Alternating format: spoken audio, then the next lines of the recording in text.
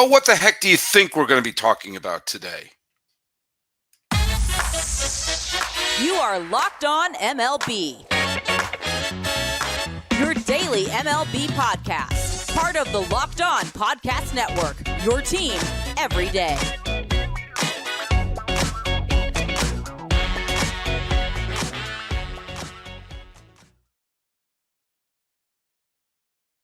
Hello, baseball fans. Welcome to Locked On MLB, part of the Locked On Podcast Network, where it's your team every day. This is the daily podcast. We talk about all of Major League Baseball. I am your host, Paul Francis Sullivan. Please call me Sully. I have been podcasting baseball for well over a decade now, and we have already begun my sixth season here at the Locked On Podcast Network. And as we all know, the big news is revolving around the Dodgers, but not for the reason that they wanted to. Follow us at Locked On MLB Pods on Twitter and on Instagram. You can follow me. I'm your pal Sully. I'm on Sully Baseball on Twitter, Sully Baseball Podcast on Instagram. And if you're going to be posting every day, please post that you're an everyday Sully. On today's episode, we're going to be, of course, talking about the Ohtani situation. And we're going to be reading some of your responses to the last show that I did. And we are going to get to the bottom of the evils and deception of gambling in all ways, shapes, and form. Meanwhile, today's episode is brought to you by FanDuel. Make every moment more. New customers join today, and you'll get $200 in bonus bets if your first bet of $5 or more wins. Visit FanDuel.com/lockedon to get started. Yeah, I'm part of the hypocrisy. Yeah, a lot of what we do is a lot of our sponsors are going to be sites of gambling, because at one point the sporting world realized, wow, there's a big giant pot of gold at the end of that wretched rainbow. And we've all come to the trough. I'm one of them. I could do this podcast for free the way I used to do it. I do it here on the Locked On Podcast Network. We read ad reads for gambling sites like we do. It's FanDuel is America's #1 sportsbook, and we're going to do an ad read for it a little bit later. But that's the culture of sports right now, and it's not really that hard to have predicted that something like this was going to happen. However, we don't know what this is just yet, and the facts are slow to dribble in, because the person who is at the center of this gigantic tornado of what has engulfed baseball over the last few days, not the Great Soul Series and the intro of the baseball season and all that. That's not what has engulfed baseball. It's, of course, the story. And no, I'm not talking about the Phillies extending Matt Strahm. No, I'm not talking about the Mets signing J.D. Martinez, although those are both good, solid moves. Nope, this has to do with Shohei Ohtani and his interpreter, Ippei Mizuhara, who up until a few days ago was the closest friend in Shohei Ohtani's life. And now he's, I knew him just a little bit to pay off $4 million worth of gambling debts. We're doing a live stream right now, and so we're going to see a couple of people here. And Pablo, who is an everyday Sully, says, Ippei will be paid handsomely for falling on the sword if they somehow manage to brush it under a rug. Okay, maybe, but this is not exactly going to be an internal situation, is it? When you have money being wired to an illegal gambling situation, and there are 2 commas in the amounts of the wires. I know it probably wasn't all one big gulp. It was probably in little spurts here or there. But, you do get alerts. I have to pick up the alerts from Wells Fargo if I transfer a few $100s. I can imagine if they start to equal 4.5 million tomatoes, you're going to get a few alerts. My buddies over at Locked On Astros, who know a little something about a controversy overshadowing a team, Says Sully is the only chance he's suspended, depending on if he's charged federally. I can't think that far in advance. By the way, a lot of Astros Twitter hated my guts for bringing up facts regarding the Astros scandal. But I have to say, the Astros scandal was fun. It was fun. It was banging a trash can. It was cheating like you'd cheat on on the sand lot. And there was something kind of whimsical about it. It didn't involve wire transfers. It didn't involve illegal labs. It was just some good old-fashioned cheating, and they were caught. And Astros fans got all over me for pointing out those facts. But I love scandals like that. Scandals like this, they're a little ickier because they involve those three letters that take the fun out of everything. FBI.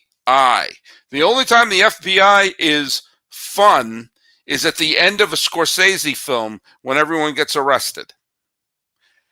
All right. Here's a couple of things that I have been thinking about. By the way, the Michael Kay show brought up a great point the other day when they said, you don't get to $4 million in the hole. First of all, you get $4 million in the hole if you're making $500,000. But you get more than $4 million in the hole with an illegal bookie ring and have the bookie be okay with it unless they know you have a gigantic benefactor. And that part of it is, I don't know, that's something that I just keep thinking about. I keep thinking about that. And I heard another radio caller say, and I don't remember what show it was, so forgive me, but they had a line that I can't stop thinking about, which is, the person who spends the money is the one doing the gambling. I wish I could give credit to who that is. It's been stuck in my tooth like a raspberry seed ever since. That's right. Whether or not it's Ippei putting down the bets, the person paying it is the one doing the gambling. And if we're wondering, is Shohei Ohtani involved with an illegal bookie? Well, that seems to be beyond a question at this point. That doesn't seem to be speculation. If money is wired from an account in his name to a bookie, then with the idea that he will pay off debts, well, then it's Ohtani who is essentially doing the gambling. If you're the one paying them, you're the one doing the gambling. That's right. I mean, I can't conceive of a reason otherwise. I also find it very hard that a guy who's your buddy that you're inseparable from would be nearly $5 million in the hole, and him not bringing that up over a Nathan's hot dog. Hey, you know what? Hey, if they get any further, can you cover me on this? So that seems to be a gigantic issue. That the biggest cash cow in baseball, someone who signed a $700 million contract and is probably going to bring in $7 billion worth of revenue to the LA Dodgers, to Major League Baseball, to all this thing, and of which baseball is saying, finally, we've had these two marquee stars stuck in exile in a parking lot in Anaheim. Finally, one of them is going to be playing this postseason. One of them is going to be coming in and being a showcase. Oddly, a pun was almost in there. And then now, this is not the headlines they want, but there are things that don't make sense about it. And if a person is $4.5 million in the hole, and the reason why no one's breaking the dude's legs is because they know they have someone who will cover it, that's when we start getting into what the problem with gambling, even if you're betting to win. Now, I have a couple of kids who got in trouble in the class that I teach, and I told them, I don't want you two even talking to each other. I don't want you talking, even if say hi, hello, because things always escalate. I want you two to stay apart, which is basically the gambling rules in baseball. Stay apart from those gamblers. Just stay out of that world. The reason why it's so critical is if If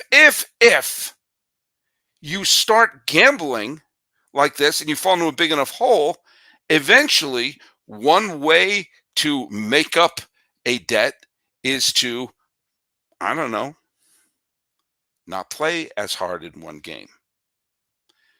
One of the things that is really, really, really bad about what was happening when Pete Rose was the manager of the Reds, and we know that he was betting on games while being the manager, is his teams a lot of times were better than the teams that wound up winning the division. A lot of big, how do we put it, playing above their head teams were winning the divisions when Pete Rose was managing, especially the 87 Giants as the Reds fell apart down the stretch. And the first year that Pete Rose was gone, they went wire to wire to win the World Series. The talent was there. Now, maybe Pete Rose wasn't a great manager, but we know that he was betting on games. Maybe he was using a pitcher on one game instead of another. By the way, this one is Ohtani has never gambled. Show your work. I've not made a positive statement like that. Show your work. Ohtani criticizes gambling. That's right. And a lot of times there are people who criticize something and turn out to be doing that exact thing. Think about every single politician that seems to be anti-gay rights who are found in a men's bathroom with a dude named Chad. Sometimes people doth protest too much. And you also have two conflicting stories. Ippei's story was not the same, and they seem to absolutely switch at the last minute. It reminds me of that great Dire Straits song. Dire Straits, great band from the 70s and 80s. They sang Walk of Life, Money for Nothing, Sultans of Swing. One of their not as well-known songs, but a great song called Industrial Disease, which Channel 38 inexplicably used to introduce Red Sox games for a while. There is a lyric in that, which is, two men say they're Jesus, one of them must be wrong. Two stories came up regarding this. By definition, one of them must be wrong. But let's continue to fight against gambling. But first, say goodbye to busted brackets, because FanDuel lets you bet on every game of the tournament. Whether you're betting on a big upset or a number one seed, it's time to go dancing on America's number one sportsbook. Right now, new customers get $200 in bonus bets if your first $5 bet wins. That's $200 to use on point spreads, money lines. You could even pick who's going to win it all. Is it going to be Washington State? Just visit FanDuel.com/lockedon and bet on college hoops until they cut down the nets. That's FanDuel. Are you watching Fox Sports, ESPN, or some other channel like that on your TV all day?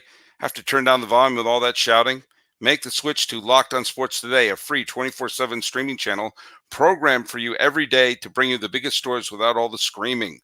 Locked On Sports Today brings you can't-miss analysis, opinions, streaming 24/7 on YouTube on the free Amazon Fire TV channel app, part of the Locked On Podcast Network, where it's your team every day. So, yeah, this is part of, let's see, we got a couple other comments coming up here.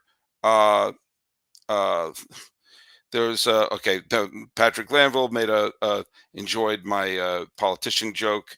Yeah, I mean, look at, there's, Suika says Ohtani has never gambled, and so Sojolanda Eglin, I'm sorry if I mispronounced that, says he is involved. Those are both positive statements, and I'm not willing to do either way. Okay? A lot of things are extraordinarily suspicious, but we don't know yet. But to just say, well, he wasn't involved, so sweep it under the rug, yikes. I'm not saying he's guilty yet, but there's enough things going on here that makes me go, oh, I don't know, file that under yikes. I posted something about this because, surprise, when you don't have any games being played and the number one star in the league is involved in a gambling scandal, we're going to focus on that. Let's see who. Oh, by the way, the trivia question, I forgot to answer that. We're talking about Pete Rose. When Pete Rose was relieved of his duties as manager through the suspension, I asked who replaced him. And I had just mentioned Lou Piniella, but that's not the answer. And Scott Campbell, 9515, got it right. A couple other people saying trivia answer was 1966 Rookie of the Year and Cincinnati Reds Hall of Famer Tommy Helms. That's right, Tommy Helms, who was traded away from the Reds in the Joe Morgan trade, and he played about 6 minutes with the Boston Red Sox. That's the correct answer. It was Tommy Helms. I'm looking at some of the other people who JMA8352 says it will go away when the power players at the top get paid off. Well, maybe, but if it gets to be an FBI thing, the FBI really isn't that interested in the fate of the Los Angeles Dodgers. A couple of people said, where did you hear that wire transfers of $4.5 million were wired? I've only heard there were two wires of $500,000 each, one in September and one in October. Well, that person, Cameron Conroy, wrote that to me. I sent him a link to the ESPN story that's 4.5. But think about that, Cameron. If the good story, hey, what did he do wrong part of the story was it was only wires equaling $1 million, that's still, how do I put this delicately? When two commas are involved in the final figure of what you're wiring to an illegal betting operation, do you know what? That's kind of a bad thing. Mr. 1ST Cat says, Shohei will rise above this and come out on top when all is said and done, regardless of what clowns with 3,000 subscriber channels say. I got 3,000 subscribers. That's pretty cool. Someone wrote to me, Roger DMA says, how come after 6 years of playing in Major League Baseball, Shohei Ohtani still doesn't speak English? Well, clearly, his inability to speak English fluently has affected his ability to play or to find a good contract. Big John 08865 responded saying, moved to Japan, lived there for 6 years to see how proficient the language you are. Some people say he should get no benefit of the doubt. Some people say he should get all the benefit of the doubt. And Sweet Punzy 25 said, you are the worst Dodger podcast. No arguing for me. And if you want a good one, check out Jeff Snyder at Locked On Dodgers. Hey, with all this gambling stuff going on and putting a cloud over everything, is this really the best time for a half-baked move to Las Vegas? Or should this really be the time that everyone's falling over themselves to put the most poorly run team in baseball into Las Vegas with no plan, no stadium, nowhere to play in 2025? Maybe, just maybe, they should look at some other place. I've been saying for months that Las Vegas is a horrible place to put a team. I want the A's to stay in Oakland, but I'm open-minded enough to know that that's probably not going to happen, that ship has probably sailed. But if we're fighting the whole image of baseball and gambling, maybe being hell-bent to go into Las Vegas isn't the smartest thing. I've been saying Portland or Nashville, but if you want to go the exact opposite of the reputation of being gambling and doing all that stuff, do you want maybe a trip to Salt Lake City is the right place? Oh boy, do I love to simplify my TV experience, and no better way to simplify it than with Fire TV. Fire TV is your destination for sports, from live games to highlights to in-depth analysis. Fire TV offers amazing viewing experiences with smart TVs, as well as the Fire TV stick that you can plug into your existing television that provides access to millions of movies, TV episodes, as well as free and live television. Whether it's opening weekend for baseball, the college basketball tournament, you're going to want to have Fire TV. Now, Fire TV recently created Fire TV channels to deliver a constant supply of the latest videos from your favorite sports brands, all for free. That includes all of us at Locked On and most of the big pro sports leagues and college conferences as well. Fire TV channels let you dive in and all the game analysis, highlights, and more to keep up to date in the latest in the world of sports. March Madness, NBA, Major League Baseball, Stanley Cup, hockey, and more. Not to mention great news, entertainment, gaming, travel, cooking videos. Check out Fire TV channels on the Fire TV and Alexa devices. If you haven't checked out Fire TV channels, you should. Trust me on this. To learn more, visit www.amazon.com/LockedOnFireTV. Locked On has launched the first ever national sports 24/7 streaming channel on YouTube, and now it's available on Amazon Fire TV in the free Fire TV channels app. Locked On Sports Today is here for you 24/7, covering the top sports stories of the day with the local experts of Locked On, plus our national shows covering every league. Find Locked On Sports Today now available on the free Fire TV's channel app. Suika tells us that Ohtani is innocent 100%, so I guess that's the end of the story. There you go. Well, on to other news. Wait a minute. James Husby says Ohtani is so guilty. So going back to the Dire Straits lyrics, which of course said, two men say they're Jesus, one of them must be wrong. So there you go. We're going to find out more and more. And I just think they have to be prepared. Be prepared that if he's gambling and breaking the rules, you got, these is why we got rules. You got to get rules. And I think gambling is worse than steroids. Absolutely. I've always felt that. Because when you're doing steroids or when you're banging the trash can, you're trying to win. The whole idea of why you want to get gambling out of it is to never have a moment where you're wondering, are you trying to win? Are you trying to freaking win? That's the whole point of sports. And if some other thing is affecting you, like a $4.5 million debt, which, by the way, maybe that's why he's deferred all this money, because he knows he's going to gamble it away. I'm just saying. Hey, rest in peace, Peter Angelos. Peter Angelos was the owner of the Baltimore Orioles starting in 1993. And he inherited the team that was in Camden Yards, had lots of superstars on the team, and was absolutely falling apart. Now, Angelos was someone who really cared and loved the Orioles. It didn't always result in great teams. There was a gigantic stretch between the 1997 American League Championship Series and the 2012 Division Series, where the Orioles were irrelevant every year. Now, I made a point in the video that I made around 2011, I think, that once they went back to the Smiling Bird cap, good things happened. The Orioles went through a terrible stretch, and he constantly fired managers and moved things around. He fired Davey Johnson right after taking him to the ALCS. It was complete chaos, and he was kind of like George Steinbrenner without winning any titles for a while.